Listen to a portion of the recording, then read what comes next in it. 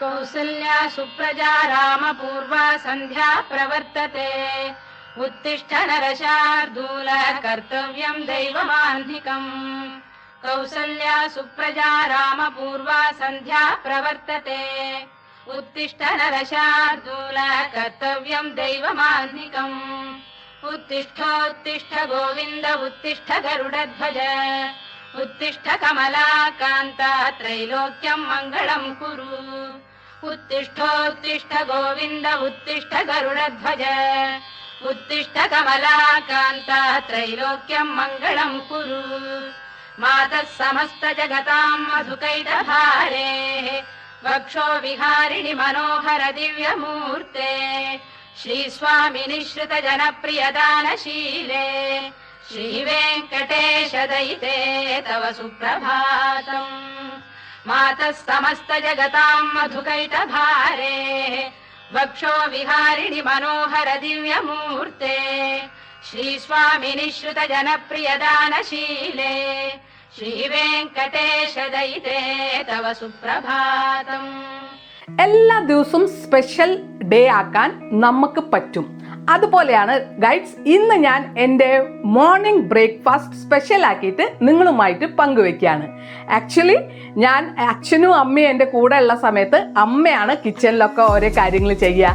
അച്ഛൻ എനിക്ക് മുറ്റമൊക്കെ അടിച്ചു തരും, ബാക്കി ഉള്ളിൽ തുണി മടക്കി വെക്കുക, അടിച്ചൊരി തുടയ്ക്കുക, അങ്ങനത്തെ ചെറിയ ചെറിയ ജോലികൾ മാത്രമേ അച്ഛനും അമ്മയും ഉള്ള സമയത്ത് എനിക്ക് ചെയ്യുന്നുണ്ട്. പക്ഷേ ഇപ്പോൾ അവരൊക്കെ ഔറംഗാബാദിലേക്ക് തിരിച്ചു പോയപ്പോൾ കിച്ചണിലത്തെ കാര്യങ്ങളൊക്കെ എനിക്ക് ചെയ്യേണ്ടി വന്ന കാരണമാണ് ഇന്ന് ഒരു സ്പെഷ്യൽ മോർണിംഗ് ബ്രേക്ക്ഫാസ്റ്റ് ഉണ്ടാക്കാം എന്ന് വിചാരിച്ചിട്ടാണ് ഞാൻ ഈ വീഡിയോ പിടിക്കുന്നത്.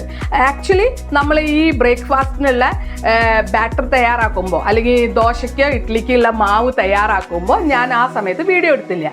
അതേപോലെ തന്നെ എങ്ങനെയാണ് നമ്മൾ ഇഡ്ഡലിക്കും ദോശയ്ക്കും മാവ് അരയ്ക്കുകയാണെങ്കിൽ അതുപോലെ തന്നെയാണ് നമുക്ക് ഈ ബാറ്റർ തയ്യാറാക്കേണ്ടത്. അതിൽ സ്പെഷ്യൽ നമുക്ക് സാവലരി ഒരു പിടിയും പിന്നെ റെഡ് കളർ അവൽ ഒരു പിടി മാത്രം എക്സ്ട്രാ ഇട്ടിട്ട് മാവ് ദോശയ്ക്കും ഇഡ്ഡലിക്കും പോലെ തയ്യാറാക്കുക.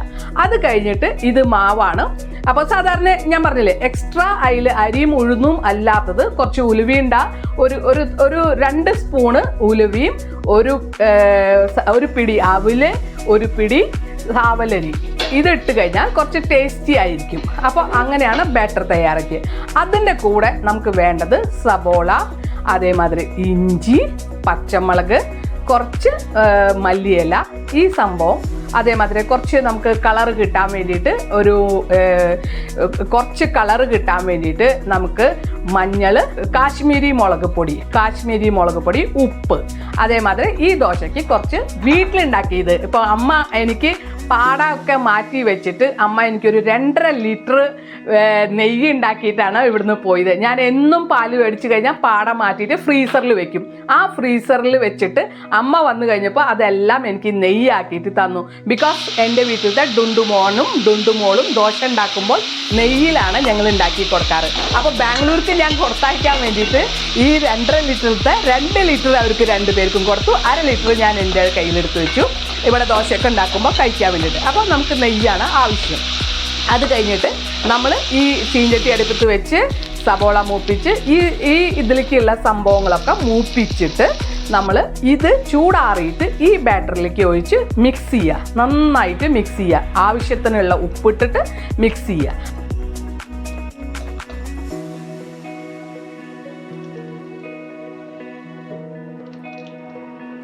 അത് കഴിഞ്ഞിട്ട് നമ്മൾ ദോശച്ചട്ടി വെച്ചിട്ട് നമ്മൾ കുറച്ച് കട്ടിയിൽ, സാധാരണ ദോശയുടെ മധുരം നല്ല തിന്നാവില്ല, കുറച്ച് കട്ടിയിൽ നമ്മളിങ്ങനെ ദോശ പരത്തിയിട്ട് കുറച്ച് തീ കുറച്ചിട്ടിട്ട് അതിനെ നന്നായിട്ട് ദോശയുടെ പോലെ തന്നെ മൊരിയിക്കുക.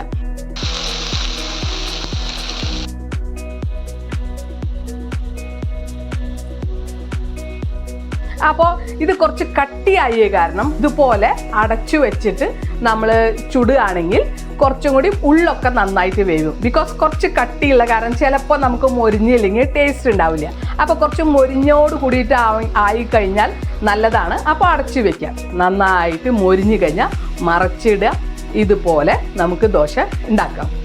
അത് കഴിഞ്ഞാൽ ഇതിൻ്റെ ചട്നി ഉണ്ടാക്കാൻ വേണ്ടിയിട്ട് നമുക്ക് വേണ്ടത് സവോള, തക്കാളി, പച്ചമുളക്, പിന്നെ കരുവേപ്പിൻ്റെ ഇല, ഇഞ്ചി. എന്നിട്ട് ഈ സംഭവം ഇതുമാതിരി വെളിച്ചെണ്ണ ഒഴിച്ചിട്ട് നമ്മൾ സവോളയൊക്കെ മൂപ്പിച്ചിട്ട് അത് കഴിഞ്ഞാൽ ഈ ഐറ്റം എല്ലാം നന്നായിട്ട് മൂപ്പിച്ച് അതിൽ കുറച്ച് മഞ്ഞപ്പൊടിയും ഇടുക, അതുപോലെ കാശ്മീരി മുളകും പൊടിയിട്ട് ഉപ്പൊക്കെ ഇട്ട് നന്നായിട്ട് മൂപ്പിച്ചിട്ട് അത് നമ്മൾ മിക്സിയിൽ നന്നായിട്ട് അരയ്ക്കുക. എന്നിട്ട് നമ്മൾ ചട്നി അരച്ച് കഴിഞ്ഞിട്ട് ഒരു നല്ലൊരു ബ്രൂ കോഫിയൊക്കെ എടുത്ത് നല്ല ടേസ്റ്റോട് കൂടിയിട്ട് കഴിക്കാം.